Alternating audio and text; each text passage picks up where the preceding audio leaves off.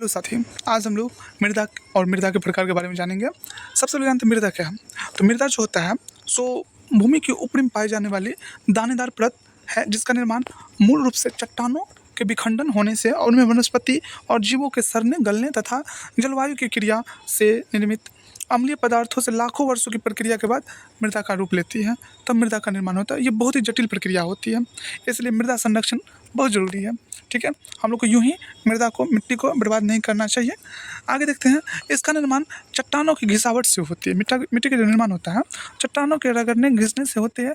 इसमें अत्यधिक समय लगता है। मिट्टी के अध्ययन को ध्यान रखिएगा, पेडोलॉजी या फिर मिट्टी विज्ञान, मृदा विज्ञान कहते हैं। ठीक है, मिट्टी की जांच 5 परत होती है। मिट्टी की 5 परतें हैं। इनमें पाँचों परतों को मिलाने पर मृदा परिच्छेद यासदान या प्रोफाइल बनता है। इसमें यदि आप इसमें पढ़ेंगे, क्या कहते हैं, हिंदी मीडियम में, तो उसमें रहेगा आपको जोन अ ब स द करके रहेगा, 4 रहेगा। और इसमें है horizon O A B C D. ठीक है, तो ये 4 हैं। तो सबसे पहले जानते हैं हॉरिजॉन ओ के बारे में। तो हॉरिजॉन ओ क्या है, तो इसे ह्यूमस कहते हैं। यह मिट्टी का सबसे ऊपरी भाग होता है। इसमें सर्वाधिक मात्रा में कार्बनिक पदार्थ और खाद पाए जाते हैं। यह जंगलों की मृदा, यह जो है हॉरिजॉन ओ, और जंगलों की मृदा में सबसे अधिक होती है, क्योंकि जंगल में पत्ते गिरते हैं और उसके सड़ने गलने से बहुत ज़्यादा रहता है उसमें लकड़ी और पत्ते वगैरह, तो इसके सड़ने से वहाँ पे मिट्टी का जो निर्माण होता है तो वो ह्यूमस कहलाता है। यानी कि ये बहुत उपजाऊ होता है खाद। और हम लोग गाँव में देखते हैं जो खड्डा कर लिया था, खड्डा करके उसमें से मिट्टी निकाल दीजिए और उसमें जो जैसे हम लोग का कोई छिलका है, जैसे केला का, क्या कहते हैं, बहुत सारा, जैसे आलू का वगैरह, कोई भी छिलका, कोई भी खाद्य पदार्थ है जो उसमें सड़ने गलने वाला हो, तो इसमें डाल दीजिए, उस मिट्टी से ढक दीजिए। कुछ दिन बाद ये पूरा मिट्टी बन जाएगा। तो इसको बाकी जगह फैला दीजिए, तो ये क्या होगा, ये भी खाद का रूप ले लेगा। ठीक है, आगे देखते हैं हॉरिजॉन ए। तो इसे ऊपरी परत, इसमें तो अ ब स द रहता है, लेकिन इसमें ए बी सी डी है, तो इसे ऊपरी मृदा कहते हैं। यह पौधे के जड़ हॉरिजॉन ए तक ही सीमित रहता है। यह बहुत उपजाऊ मृदा होती है। इसमें कीड़े मकोड़े और चूहे रहते हैं, ध्यान रखेंगे, इसी में रहते हैं। आगे देखते हैं हॉरिजॉन बी में बड़े पेड़ पौधे जो होते हैं हॉरिजॉन बी तक ही रह जाते हैं, यानी कि उसका जड़ जो होता है, जैसे ये लेवल है ना, ये अ है, ए है, और ये मान लेते ये बी है, तो ये वाला इसी माने पेड़ है, तो पेड़ का जड़ यहाँ तक फैला रहेगा, ये वाला तक, बी तक। सी और डी में नहीं जाता है। सी में जनरली क्या होता है, तो ये खेतों के लिए तो मानी ही नहीं जाती अच्छी। और डी में क्या होता है, तो पत्थर सब होते हैं, कंकर पत्थर सब, तो उसमें तो और नहीं होता। यानी कि आपका जो जड़ होता है, बड़े बड़े पेड़ का जड़, सो बी तक रहता है, बी तक जाता, फैलता। ठीक है, तो ये जान लीजिए। और ऊपरी परत ये कहलाता है, और उससे भी ऊपरी, सबसे ऊपरी परत ह्यूमस कहलाता है, जो सड़े गले पेड़ पौधे या पत्ते वगैरह से बनते हैं। तो यहाँ तक ए बी सी और आर है, यहाँ केवल पत्थर पाए जाते हैं। आगे देखते हैं, ये देखिए, ये चित्र है। हॉरिजॉन ओ है, ए है, बी है और सी है और आर है। देखिए, आर में केवल बेड रॉक से हैं, माने पत्थर वगैरह सब है। ठीक है, तो भूगोल के अनुसार मिट्टी के प्रकार है। तो मिट्टी को 2 भागों में बांटा है, स्थानबद्ध मिट्टी और स्थानांतरित मिट्टी। तो स्थानबद्ध मिट्टी क्या होता है, तो वैसी मिट्टी जो अपने बनने वाले स्थान पर ही रुकी रहती है, उसे स्थानबद्ध मिट्टी कहते हैं। ये जैसे काली, लाल और लेटेराइट, ये जहाँ पे बनता है वहीं पर रुकी रहती है, तो उसको बोलते हैं स्थानबद्ध। और रूपांतरित मिट्टी इसको बोलते हैं वैसी मिट्टी जो अपने बनने वाले स्थान को छोड़कर वायु या जल के द्वारा दूसरे स्थान तक चली जाती है, उसे रूपांतरित मिट्टी भी कहते हैं। जैसे जलोढ़ मिट्टी का बनता कहीं और है, जैसे पहाड़ों पर बनता है, और ये पहाड़ों पर से नदी के द्वारा भाग करके, यानी भस करके या जो करिए बह करके, तो वो आती है इधर मैदानी क्षेत्रों में। जैसे गंगा का जलोढ़ या ब्रह्मपुत्र का या फिर सिंधु का, ये सब जो नदी तंत्र के द्वारा जो जलोढ़ मिट्टी लाए, तो बहुत ही उपजाऊ होती है। आगे देखिए, भारतीय कृषि अनुसंधान परिषद ने मिट्टी की 8 माने भागों में विभाजित किया गया। तो देखते हैं कौन कौन है। तो इसमें पहला है जलोढ़ मिट्टी। ध्यान रखेंगे, ये जो जलोढ़ मिट्टी है सो भारत में सबसे ज़्यादा पाई जाने वाली मिट्टी है जलोढ़ मिट्टी, क्योंकि यहाँ पे ज़्यादातर नदी तंत्र है, और नदी तंत्र के जो बहा के लाई जाती मिट्टी, उसको क्या बोलते हैं, जलोढ़ मिट्टी। फिर दूसरा नंबर में काली मिट्टी, लाल मिट्टी, लेटेराइट मिट्टी, पर्वतीय मिट्टी, दलदली मिट्टी, मरुस्थलीय मिट्टी। यहाँ से कुछ नाम से भी, जैसे पर्वतीय मिट्टी कहाँ मिलेगा, पर्वतीय इलाका में। मरुस्थलीय मिट्टी, मरुस्थल जैसे राजस्थान वगैरह उस एरिया में। काली मिट्टी, जानने की, ये काली मिट्टी जो है सो कपास के लिए बहुत ही लाभदायक है। और कपास के, आपसे एक क्वेश्चन आएगा, कपास की खेती के लिए सबसे उपयुक्त मिट्टी कौन सी है, किस मिट्टी में कपास की खेती की जाती है, तो आपका आंसर क्या होगा, काली मिट्टी। ठीक है, जलोढ़ मिट्टी में आपका गन्ना हो गया, या चावल हो गया, धान हो गया, धान चावल वही हुआ, चावल हो गया, गेहूँ हो गया, मक्का हो गया, बाजरा हो गया, ये सब वगैरह बहुत ज़्यादा होता है। खासकर जलोढ़ मिट्टी में आपको मक्का की खेती बहुत ज़्यादा होती है, क्योंकि जो कोसी वाला जो एरिया है उधर तो बहुत ज़्यादा मक्का की खेती होती है। वर्ल्ड फेमस खास भारत में तो है ही फेमस, लेकिन ये सब बहुत ज़्यादा फेमस है आपको मक्का के लिए। लाल मिट्टी, लेटेराइट मिट्टी, पर्वतीय मिट्टी जो पहाड़ी एरिया, दलदली मिट्टी, मरुस्थलीय मिट्टी, तो सबके बारे में देखते हैं। आपको ट्रिक के कार्य से आप 6 मिट्टी को याद कर सकते हैं। जला कर लौट, यानी कि जलोढ़, लाल, काली, रेगुर और लेटराइट। यहाँ पे तो देखिए, यहाँ पे एक बार ध्यान रखना है, जो काली मिट्टी को ही रेगुर मिट्टी बोलते हैं, काली मिट्टी को ही रेगुर मिट्टी बोलते हैं, ये ध्यान रखिएगा, ये दोनों एक ही है, ठीक है। काली मिट्टी को ही रेगुर मिट्टी कहते हैं। और एक और दिया गया है, भारत में सर्वाधिक मिट्टी कौन सा है, तो सर्वाधिक मिट्टी जलोढ़ मिट्टी, क्योंकि नदी तक काफ़ी ज़्यादा है, ठीक है। आगे देखते हैं, आगे है जलोढ़ मिट्टी। जलोढ़ मिट्टी इसे दोमट मिट्टी भी कहते हैं। इसे क्या कहते हैं, दोमट मिट्टी या कछारी मिट्टी भी कहते हैं। जलोढ़ मिट्टी नदियों द्वारा पहाड़ी क्षेत्र से लाकर मैदानी क्षेत्रों में बिछा दी जाती है, तो इसे कछारी और दोमट मिट्टी कहते हैं। ये ध्यान रखिए, पॉइंटेबल है, ठीक है। और इसी जो पहाड़ी क्षेत्र होता है उससे क्या करते हैं, बहा करके कहाँ पर लाया जाता है, तो ये आपको मैदानी क्षेत्रों में। जलोढ़ मिट्टी भारत में पाई जाने वाली सर्वाधिक उपजाऊ मिट्टी है। यह 43% क्षेत्र पाई जाती है, यानी कि जो हम लोग का जो ये स्थल वाला क्षेत्र है जहाँ पे खेती बाड़ी की जाती है, वो क्षेत्र 43% है, उस पूरे में पाई जाती है। नदी वाले क्षेत्र में देखी जाती है। इसका विस्तार उत्तर भारत में ज़्यादा है। ध्यान रखेंगे, जलोढ़ मिट्टी में बहुत कम मात्रा में बालू हो तो उसे कॉप कहते हैं। यदि उसे कम मात्रा में बालू, ये जो बालू है वो कम हो तो उसे क्या कहते हैं, कॉप कहते हैं। जलोढ़ मिट्टी से अधिक मात्रा में बालू मिल जाती है तो उसे दोमट कहते हैं। ये मिट्टी धान की खेती के लिए काफ़ी अच्छी मानी जाती है। दोमट मिट्टी जो होती है, जब बालू उसे मिल जाता है तो उसे क्या कहते हैं, दोमट मिट्टी कहते हैं। और कम रहता है तो उसे कॉप कहते हैं, ठीक है। ये ध्यान रखिएगा। फिर ये मिट्टी धान के लिए सबसे ज़्यादा उपयुक्त मानी जाती है। यहाँ गेहूँ भी होता है, मक्का जो बोल रहे थे हम, ये मक्का के लिए तो फेमस है। तिलहन, आलू की खेती की जाती है। क्षेत्र ये भारत के संपूर्ण उत्तरी मैदान और तटीय मैदान है। प्रचुरता उसमें चूना पत्थर इस मिट्टी में जो होता है, तो चूना पत्थर, पोटेशियम प्रचुर मात्रा में पाया जाता है। और क्या क्या चीज़ें कमी रहता है, तो कमी में ध्यान रखें, नाइट्रोजन, फास्फोरस और ह्यूमस की कमी रहती है। जो सबसे ऊपरी परत होता है भूमि की, वो कमी होता है। काली मिट्टी के बारे में जानते हैं। काली मिट्टी, इसका नाम है बेसाल्ट, चट्टानों के टूटने फूटने से होता है। इसे लावा निर्मित मिट्टी भी कहते हैं। देखिए ध्यान रखें, लावा कहाँ रहता है, तो लावा ध्यान रखेंगे, जो जैसे ये पहाड़ है, ज्वालामुखी पर्वत है, इसे फूटा, लावा मैंने निकला, तो ये पिघल पिघल के क्या होगा, नीचे आएगा, ठीक है। उसी को बोलते हैं लावा, ठीक है। जो अंदर से, जो ज़मीन के अंदर से निकलती है गर्म पदार्थ, पिघला हुआ चट्टान वगैरह, तो उसको बोलते हैं लावा, ठीक है। इसमें सर्वाधिक मात्रा में ह्यूमस होता है और ये मिट्टी सबसे ज़्यादा जल सोखती है। काली मिट्टी को रेगुर मिट्टी, कपास की मिट्टी और लावा मिट्टी भी कहते हैं। तीनों याद रखिएगा। इसमें रेगुर मिट्टी, कपास की मिट्टी और लावा मिट्टी भी कहते हैं। लावा से निर्मित मिट्टी है, इसे लावा निर्मित मिट्टी। और इस मिट्टी का काला रंग टिटेनीफेरस मैग्नेटाइट, ये ध्यान रखिएगा, टिटेनीफेरस मैग्नेटाइट की उपस्थिति कारण होता है। यह कपास और गन्ने के उत्पादन के लिए अच्छी है। यह 13% क्षेत्र में पाया जाता है। जलोढ़ मिट्टी ध्यान रखिए, जलोढ़ मिट्टी 43%, काली मिट्टी 13%। जितने स्थल पे हमारा खेती बाड़ी होता है उसमें से 43% भाग पे तो जलोढ़ मिट्टी, उसमें से 13% भाग आपको काली मिट्टी पाया जाता है, ठीक है, ध्यान रखेंगे।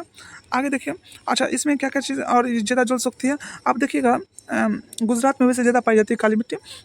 वहाँ पे ज़मीन की दरारें आ जाती है, दरारें, तो वो काली मिट्टी ही होती है। जब सूखने पे पूरा दरार आ जाती है, ठीक है। इसमें अब देखिए क्षेत्र कहाँ पाया जाता है ये काली मिट्टी, किस क्षेत्र में, तो मध्य प्रदेश, गुजरात, जो बोले तो गुजरात में ज़्यादा पाया जाता है। मध्य प्रदेश, गुजरात, महाराष्ट्र और उत्तरी कर्नाटक में पाया जाता है। प्रायद्वीप भारत में काली मिट्टी सबसे ज़्यादा पाई जाती है। काली मिट्टी का सबसे ज़्यादा विस्तार महाराष्ट्र में देखने को मिलती है। लाल मिट्टी बारे में तीसरा जानते हैं। लाल मिट्टी प्रायद्वीपीय भारत में कम वर्षा वाले क्षेत्रों में पाई जाती है। यह मिट्टी का रंग लाल फेरिक ऑक्साइड, ये फेरिक ऑक्साइड की वजह से, फेरिक मतलब लोहा, फेरिक ऑक्साइड मतलब लोहा का जो ऑक्साइड होता है वो उसकी वजह से उपस्थित होता है। इसमें खनिज अधिक पाए जाते हैं। यह मिट्टी में लोहा, सिलिका की अधिकता होती है। फेरिक माने लोहे का ऑक्साइड हुआ ना।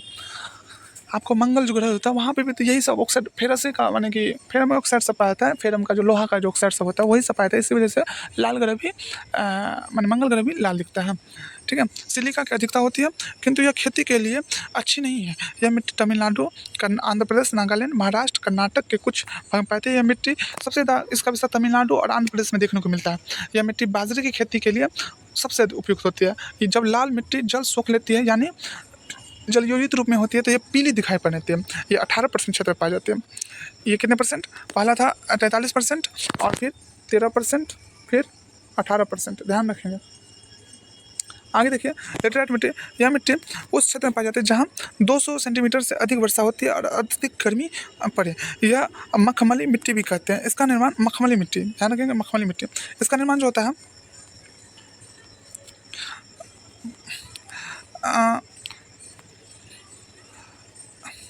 लीचिंग के द्वारा होता है। इस विधि में तेज वर्षा के कारण मिट्टी के छोटे छोटे कण भूमि के अंदर घुस जाते हैं, जिसमें यह भूमि के ऊपर पथरीले दिखते हैं। लेटेराइट में ऊपर पर कंकर थोड़ा दिखेगा। इस मिट्टी में लो ऑक्साइड एवं एल्युमिनियम भरपूर मात्रा में होती है। लो ऑक्साइड के कारण इस मिट्टी का रंग लाल लाल होता है। यह मिट्टी मुख्यतः केरल, कर्नाटक, तमिलनाडु, महाराष्ट्र के कुछ हिस्सों में और उड़ीसा, मेघालय, असम के कुछ हिस्सों में पाई जाती है। यह काजू, मसाला, कॉफ़ी, इलायची तथा भवनों के निर्माण ईंट बनाने के लिए अच्छी है। इसका सर्वाधिक विस्तार केरल में है, जिस कारण इसे मसालों का राज कहते हैं, क्योंकि यहाँ मसाला ज़्यादा होता है। ध्यान रखेंगे, केरल में मसाला और ये मसाला काजू मसाला के लिए काफ़ी उपयुक्त होती है मिट्टी, इलायची वगैरह। इसी कारण केरल में ज़्यादा पाता है, इसीलिए इसे मसालों का राज भी कहते हैं केरल को। ध्यान रखेंगे, किसको कहते हैं? मसालों का राज, केरल को। पर्वतीय मिट्टी नाम से स्पष्ट है। इस पर मिट्टी मृदा का विस्तार पर्वतों पर देखने को मिलता है। जहाँ पर हिमालय पर्वत का विस्तार है वहीं पर इस पर मिट्टी पाई जाती है। पर्वतीय का विस्तार जम्मू कश्मीर, लद्दाख, हिमाचल प्रदेश, उत्तराखंड, सिक्किम, अरुणाचल प्रदेश में देखने को मिलता है। यह अत्यधिक कठोर होती है, जिसका वनस्पति का अभाव होता है। यहाँ जंगली झाड़ियाँ होती है। देखिए यहाँ पे ना, यहाँ पे हिमाचल, हाँ, यह अत्यधिक कठोर होती है, जिसका वनस्पति जब मिट्टी टाइट होगा तो वहाँ पे तो पेड़ बढ़िया से नहीं उग पाएगा ना। जो कोड़ने का वजह है, जो उसमें वायु जाए या पानी रिस के जाए, तो ये भी एक रीज़न होता है। लेकिन जहाँ पे मिट्टी कठोर है तो वहाँ पे तो झाड़ियाँ उगेगी, कांटा वाला अल्पाइन वृक्ष। यह भारत के उत्तरी पर्वतीय क्षेत्र पाते हैं। पर्वतीय ढालों पर सेब, नाशपाती, चाय की खेती की जाती है ढलानों पे। ठीक है। अब देखिए दलदली मिट्टी। दलदली मृदा का विकास अत्यधिक वर्षा और वनस्पति के सड़ने के कारण होता है। दलदली मृदा में ह्यूमस की मात्रा अधिक होती है। दलदली मृदा का विकास मुख्यतः केरल, उत्तराखंड और पश्चिम बंगाल के कुछ क्षेत्रों में देखने को मिलती है। एक बार ध्यान रखिएगा, दलदली मिट्टी तराई वाले क्षेत्र में भी होता है। जैसे हम बताए थे, जो पर्वत वाला जो होता है तो उसके नीचे क्या होता है, उसके वाले क्षेत्र में वो पत्थर होता है। उसके बाद जो यहाँ पर नदी तो गायब हो जाती है, जो भांगर बोलते हैं ना, तो वो वाला फिर यहाँ से नदी फिर निकलती है, तो इस वाले क्षेत्र में दलदली होता है। ठीक है, तो दलदली मृदा उसको बोलते हैं। मरुस्थलीय मृदा, बलुई मिट्टी या मरुस्थलीय मृदा, बालू की मात्रा ज़्यादा होती है, तो इस प्रकार मृदा में नमी की कमी होती है। इसकी जल सोखने की क्षमता सबसे कम होती है। इसका विस्तार भारत मुख्यतः राजस्थान, गुजरात, दक्षिण पंजाब और दक्षिण हरियाणा में देखने को मिलता है, जो राजस्थान सटे हुए हैं। मरुस्थल भूमि के कारण यहाँ पर खाद्यान्न उगना संभव नहीं है। यह मोटा अनाज जैसे बाजरा, मोटा अनाज है, ज्वार और सरसों खेती के लिए इस मिट्टी में खजूर, नागफेनी, बबूल, कटीली झाड़ी होती है। तो ये भी ध्यान रखिएगा, नागफेनी, खजूर, बबूल, कटीला झाड़ी जो होता है सो ये ठीक होता है। आप देखेंगे जो सरसों खेती के लिए भी होता है, एक करण अर्जुन मूवी है, उसमें आप देखेंगे राजस्थान में शूटिंग किया गया है, तो वहाँ पे ना वो मिट्टी में आपको सरसों के खेत का सीन सब दिखाया गया है। नहीं, वो जो पत्थर, चूना पत्थर तोड़ने वाला जो काम चलता है वहाँ पे। आगे देखिए लवणीय मृदा। जब मिट्टी में प्रकृति क्षारीय होती है तो उसमें नमक की मात्रा बढ़ जाती है, उसे लवणीय मृदा कहते हैं। और ये लवणीय मृदा में रेह, कल्लर और ऊसर मिट्टी के नाम से भी जाना जाता है। देखिए इनका लवणीय मृदा का कितना नाम है, लवणीय मृदा का रेह, कल्लर, ऊसर मिट्टी के नाम से जाता है। बात में इस मिट्टी का सबसे ज़्यादा विस्तार गुजरात के कच्छ रण में देखने को मिलता है। वहीं पर नमक का जो होता है खेती वगैरह, वहाँ पे ज़्यादा समुद्र का पानी वहाँ करके बन के कच्छ, वहाँ ज़्यादा नमक उपजाऊ वहीं पर होता है। ठीक है, मैंने उपजाऊ मतलब वो भाप बना के तैयार किया जाता है नमक। ठीक है, आगे देखते हैं। मुक्त फसलों को उगाने के लिए अच्छा मिट्टी का जो पीएच मान होना चाहिए वो 6 से 7.5 के बीच होना चाहिए। यानी कि आप लोग कमेंट बॉक्स में बताएंगे जो मिट्टी 6 और 7 के बीच कौन सा अम्ल हुआ कि क्षार हुआ, कितना से कितना बीच के बीच अम्ल होता है और कितना से कितना बीच के बीच पीएच मान वाला क्षार होता है। ठीक है, आगे देखते हैं हम लोग। आगे हम अम्लीय मृदा, यह खेती के लिए अच्छी नहीं होती। मिट्टी में अम्लता कम करने के लिए चूने का प्रयोग किया जाता है। ठीक है, चूना जो होता है उसका प्रयोग। क्षारीय मृदा यह खेती के लिए अच्छी भी नहीं होती, ये भी नहीं होता है। इसमें क्षारीय को कम करने के लिए जिप्सम का प्रयोग होता है। ठीक है, भारत में नाइट्रोजनी उर्वरक पर आत्मनिर्भर है। यूरिया में 46% नाइट्रोजन पाया जाता है। यूरिया में ये ध्यान रखिए, ये बहुत इंपॉर्टेंट है, एग्जाम में आता है। ये जो 46% नाइट्रोजन पाता है, पूछा जाएगा यूरिया में कितना परसेंट नाइट्रोजन पाता है, तो 46%। बोरा पे लिखा भी रहेगा, आपको यूरिया वाला पैकेट लाइएगा ना तो उस पर जो हमारे साथी होंगे जो किसानी से जुड़े होंगे वो उनको पता होगा। फास्फेट उर्वरक की प्राप्ति जानवरों की हड्डी से होती है। फॉस्फेट जो होते हैं उनका, इसकी पूर्ति के लिए सुपर फॉस्फेट का छिड़काव किया जाता है। ठीक है, बीज बोते समय फॉस्फेट की अधिक आवश्यकता होती है। फसल, बीज रोपण, NPK, बीज रोपण,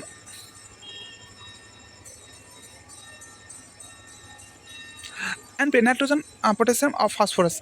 तो फसल के लिए 4:2:1 के अनुपात में, बीज रोपण के लिए 1:2:1 के अनुपात में होना चाहिए। ठीक है, नाइट्रोजन, फास्फोरस और पोटेशियम का। ठीक है, भारत में सभी मृदा में नाइट्रोजन और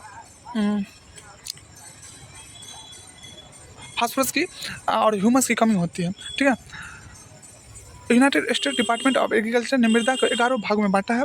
सबसे पहले जलोढ़, लाल, काली, लेटेराइट। ठीक है, अच्छा, उसका मीनिंग दिया गया United state department of agriculture ने, नोट में है ये, तो इसको ध्यान रख सकते हैं आप। 11 भाग में बांटा है, वैसे बाद में 8 और मेन तो 6 ही था ना। ठीक है, सर्वाधिक, अच्छा एक वन लाइनर है, वन लाइनर को बढ़िया से देख लेते हैं फटाफट, 5 मिनट में हो जाएगा। भारत में सर्वाधिक क्षेत्र पर किस मिट्टी का विस्तार है? तो आपको पता होगा किस मिट्टी का विस्तार है, तो जलोढ़ मिट्टी का, क्योंकि वो 43% भागों पे है। जलोढ़, पुरानी जलोढ़ मृदा को अन्य किस नाम से जानते हैं? तो बांगर। और नवीन को आप लोग कमेंट बॉक्स में बताइए, नवीन जलोढ़ मिट्टी को किस नाम से जानता है? भारत के उत्तरी मैदान में मृदा समानता कैसी बनती होती है? तो ये त्रिलोचन से उत्तरी मैदान में मृदा समानता कैसी बनी है? त्रिलोचन से। गंगा में जलोढ़ मिट्टी का भूमि सतह से नीचे है लगभग कितना मीटर? तो 60 मीटर। जलोढ़ मिट्टी की जो भूमि है सतह के नीचे है लगभग 60 मीटर, क्योंकि गंगा मैदान में ज़्यादा मात्रा में जलोढ़ मिट्टी पाए जाते हैं। तो सॉरी, 600 मीटर, 600 मीटर माने मोटा परत है। ठीक है, ये ध्यान रखें, ये जो है गंगा के मैदान में इतना 600 मीटर के आसपास आने की ये है जलोढ़ मिट्टी पाई जाती है। ठीक है, गंगा के मैदान में पुरानी कछारी मिट्टी कहलाती है तो बांगर, तो ये तो देखे थे। और नया खादर, किस प्रकार मिट्टी के लिए न्यूनतम उर्वरक की आवश्यकता है? तो लाल मिट्टी के। ठीक है, आगे देखिए, कौन सी मिट्टी प्रायद्वीपीय भारत में अधिकतम क्षेत्र में पर विस्तृत है? तो प्रायद्वीपीय भारत में काली मिट्टी, क्योंकि महाराष्ट्र, गुजरात, ये सब कर्नाटक, इसमें इसका फैलाव ज़्यादा है। कपास की खेती के लिए सर्वोत्तम मिट्टी कौन सी होती है? तो काली मिट्टी, ये रेगुर मिट्टी बोलते हैं, इसको ध्यान रखिएगा। काली मिट्टी को दूसरा नाम क्या है? रेगुर मिट्टी। लावा के प्रभाव से किस मिट्टी का निर्माण होता है? तो काली मिट्टी का। काली मिट्टी किस फसल की खेती के लिए सर्वाधिक होती है? तो कपास के लिए। किस मिट्टी में, काली मिट्टी से बहुत ज़्यादा क्वेश्चन आ रहा है, किस मिट्टी में कृषि के लिए सिंचाई की आवश्यकता नहीं होती है? तो काली मिट्टी में। बात करें निम्न मिट्टियों में से भारत में लाल मिट्टी की सर्वाधिक विस्तार कहाँ है? तो आंध्र प्रदेश और तमिलनाडु में। मैंने सिंचाई की आवश्यकता नहीं होती तो काली मिट्टी में जो भी। ठीक है, भारत में लाल मिट्टी के सर्वाधिक विस्तार कहाँ है? ये तो मिस्टेक हो गया यहाँ पे, ये तो मिस्टेक है, ये वाला भाग था मिस्टेक। ठीक है, सिंचाई की आवश्यकता कम होती है तो काली मिट्टी में। तो भारत में लाल मिट्टी का सर्वाधिक विस्तार कहाँ है? तो आंध्र प्रदेश और तमिलनाडु में। ठीक है, लाल मिट्टी के। लेटेराइट मिट्टी का निम्न कहाँ पाए थे? तो मालाबार तटीय क्षेत्र में, तो ये जो केरल वाला क्षेत्र है तो उस वाले क्षेत्र में पाया जाता है। ठीक है, लेटेराइट, और वहीं पे मसाला का राज्य केरल को कहा जाता है, क्योंकि वहाँ पे ना मसाला ज़्यादा उपजाऊ होता है। ठीक है, आगे देखिए, भारत में कौन सा मृदा समूह लोहे का अतिरिक्त होने के कारण अनुवर होता जा रहा है? तो लेटेराइट। लोहे का अतिरेक होने के कारण से अनुवर होता जा रहा है, तो लेटेराइट। धान की खेती के लिए अति उपजाऊ मिट्टी कौन सी है? दोमट मिट्टी, क्योंकि उपजाऊ ये जलोढ़ का जो जिसमें बालू की मात्रा अधिक होती है उसे दोमट मिट्टी बोलते हैं, तो ये जलोढ़ मिट्टी हो गया। ठीक है, दोमट इसको बोलते हैं। मृदा अपरदन रोका कैसे आता है? तो मृदा का अपरदन मतलब हुआ मृदा का बहाव, ये समझे, ये दोमट समझे। जलोढ़ मिट्टी है तो उसमें यदि बालू की मात्रा ज़्यादा है, बालू की मात्रा, उसे दोमट कहेंगे। मृदा अपरदन मतलब होता है जनरली मृदा का बहाव, जैसे मृदा कैसे बह गया हो, जैसे तो बहुत सारे कारण उसमें, जैसे कि पशु चारण हो गया, पशु चराते हैं तो उसका खूर से मट्टी उखड़ जाता है, फिर वायु के द्वारा बह जाएगा, या पानी के द्वारा, पानी बारिश हुआ तो बह गया, या बाढ़ हुआ तो लेके चला गया, तो मृदा उसको बोलते हैं अपरदन। तो उसको कैसे रोका था? तो वृक्षारोपण करके, यानी वन लगा करके, वृक्षारोपण के द्वारा आप उसे रोक सकते हैं। ठीक है, महाराष्ट्र में सर्वाधिक मात्रा में पाई जाने वाली उपलब्ध मृदा कौन सी है? तो ये है काली मृदा। ये कौन सा? काली मृदा। मखरेला लेटेराइट मृदा किसका परिणाम है? निथरन या लीचिंग, जो हम लोग देखे थे, मखरेला मिट्टी भी लेटेराइट को कहा था, लीचिंग कारण।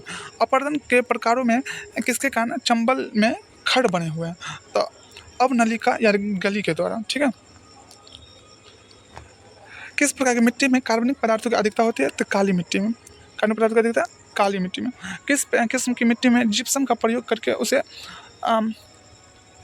फसल उगाने के लिए उपयुक्त बनाता है? तो अम्लीय मिट्टी में जिप्सम। और क्षारीय मिट्टी में आप लोग कमेंट बॉक्स में बताइए, क्षारीय जो मिट्टी रहता है, क्षारीय बनाने के लिए उसमें क्या मिलाया जाता है? ठीक है, क्षारीय वाला मिट्टी में क्या चीज़ मिलाया जाता है? कमेंट बॉक्स में बताइए। किस राज्य में भारत की सबसे अधिक अंतर्देशीय लवणीय आर्द्र भूमि है?